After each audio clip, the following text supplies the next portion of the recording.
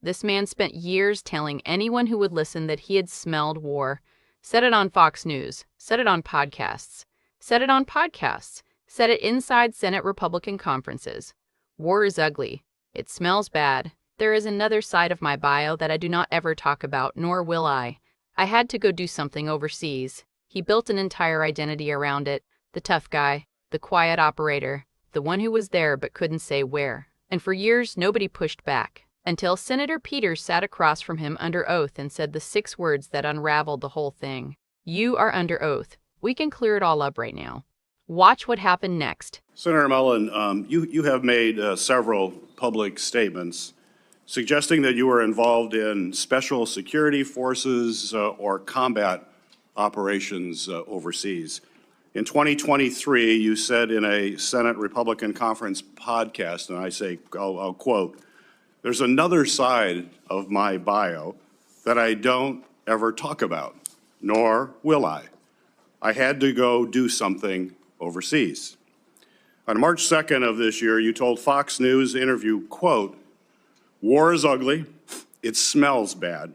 If anybody has ever been there and been able to smell the war that's happening around you and taste it and feel it in your nostrils and hear it, it's something you will never forget." On March 3rd, in a podcast interview, you stated, quote, "I did special assignments outside of DOD, now DOW. I never wore the uniform or the flag on my shoulder, but I might have been in the same area." Your statements in public interviews and your responses to the committee are, quite frankly, are confusing and they are inconsistent. And I'd like you to clear this up. You're under oath. We can clear it all up right now. And first, I'd like to ask unanimous consent to enter into the record my letter to you on March 11th and your addendum to the committee of March 12th regarding any overseas special assignments. Without objection. So my question for you, sir, is before your time in Congress, other than on vacations with your family, have you ever traveled to a foreign country? No. You've never traveled to a foreign country? Outside of vacation or mission work? No. Okay. Have you, your FBI report does show some travel. I think it was to Georgia and Azerbaijan. You marked that that was not for tourists. Are you referring to August of 2021 when we went to go get the Americans out of Afghanistan? I'm just That's saying. what that travel was for, which Okay. we did So clarify that. you have traveled. So you've traveled to Azerbaijan and Georgia. That was in your FBI report, although you just said you've never traveled. Sir, I thought you were referring to a different time, but in 2021, it was well documented. In fact, Okay. it was all over the news, and I actually did say that, and we put that down on the report. But that was us, which was all over the news, trying to go with a extremely experienced team. I've got other questions, thank Yeah. you. But, so you have traveled overseas, despite your previous comment. Were you ever, excuse me, ever an employee, volunteer, or otherwise involved with the Department of Defense, the State Department, or other U.S. agency or contractor for any of those departments? No, and Senator, I think there's a misunderstanding here that I could clear up if you want me to clear up for you. Please? Okay, so, which this is official trip, and it is classified. But in 2015, I was asked to train with a very small contingency and go to a certain area, which was scheduled for 2016.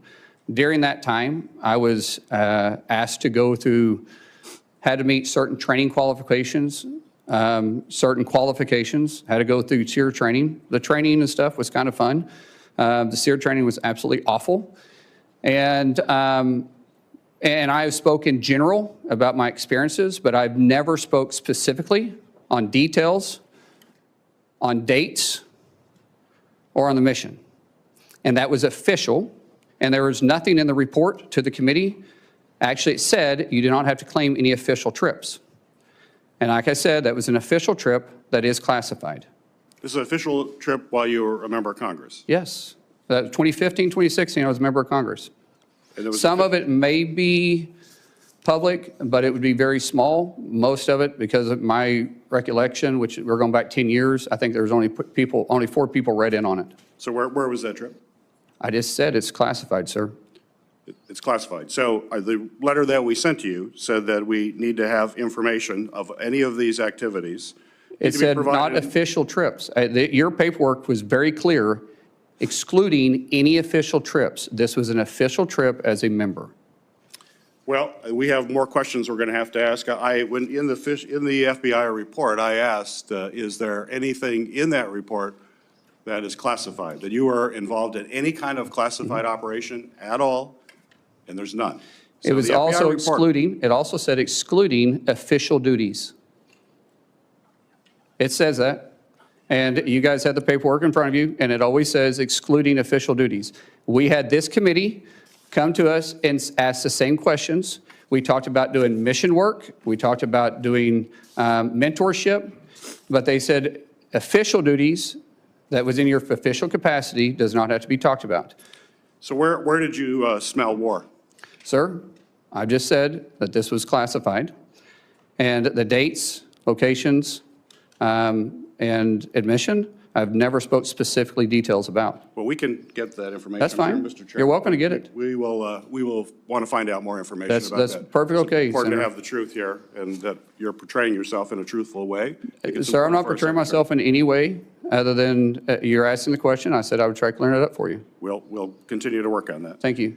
After DHS officers shot and killed 2 American citizens this past January, you joined top administrative officials in publicly blaming and disparaging the victims. Following the killing of Renee Good, Secretary Noem called her a domestic terrorist.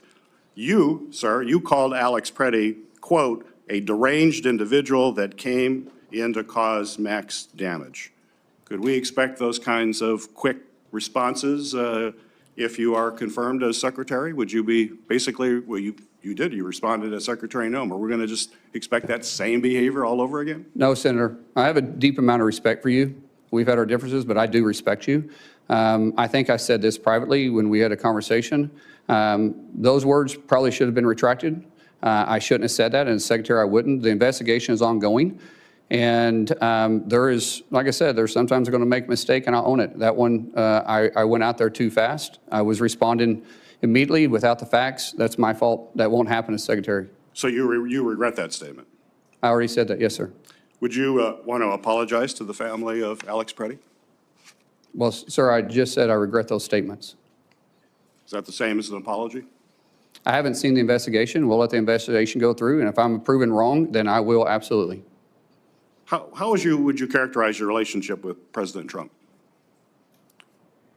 He's a friend.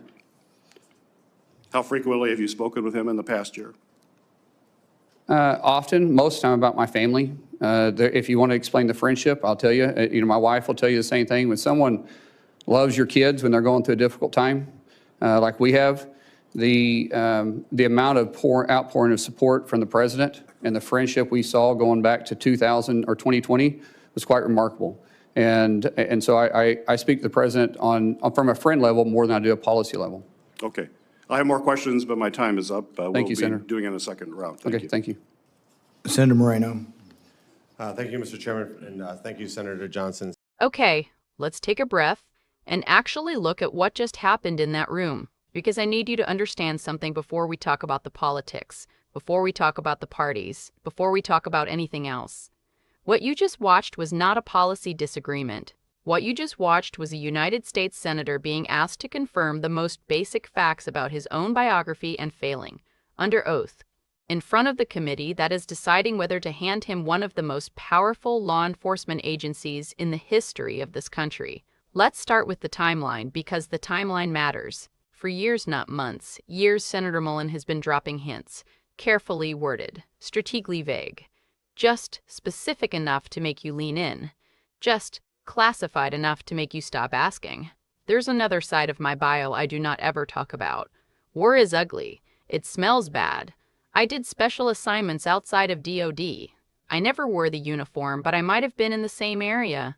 That language was not accidental.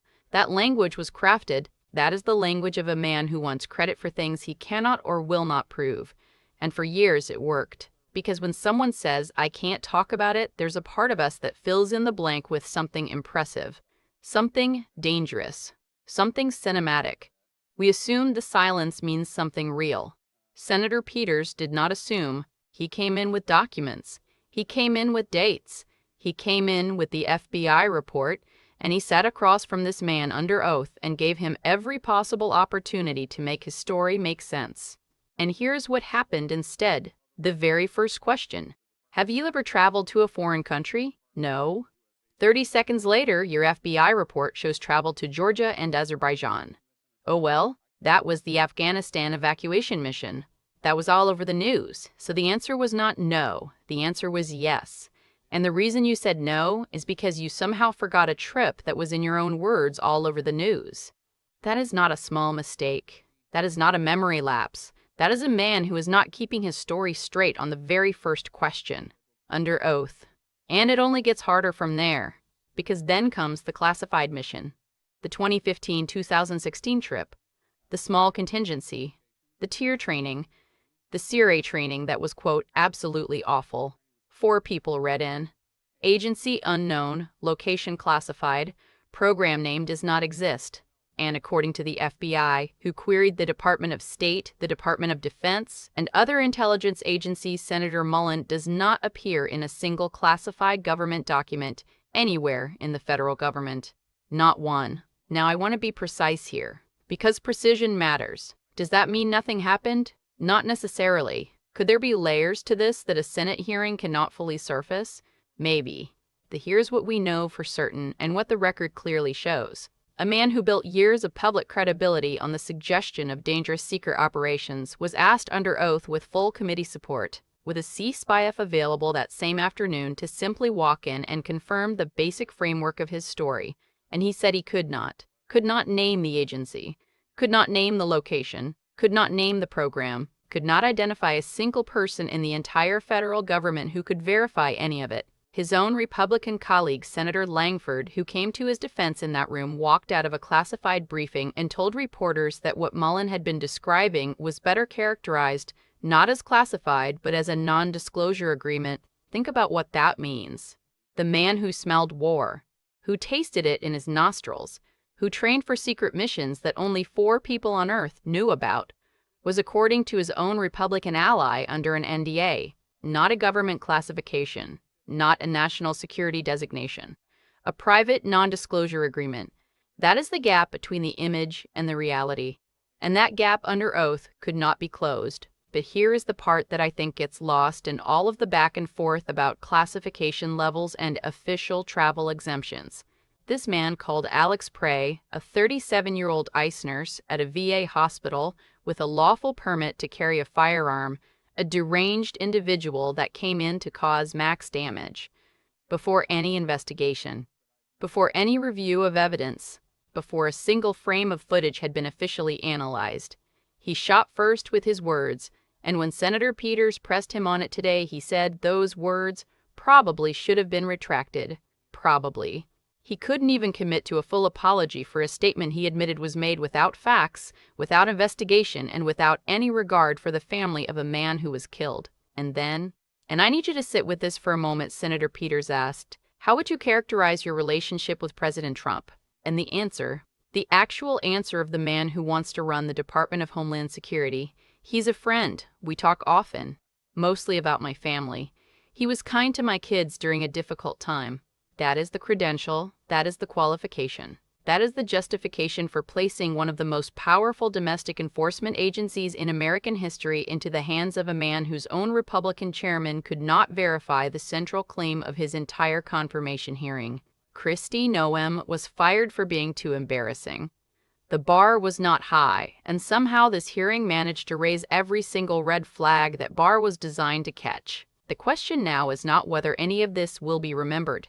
It will.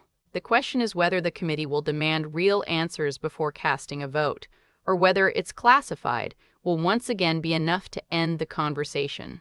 Because if a man cannot account for his own biography under oath, what exactly are we handing him the keys to? Drop a comment. Tell me honestly, Do you think this matters to the people voting on his confirmation? Or does it stop here?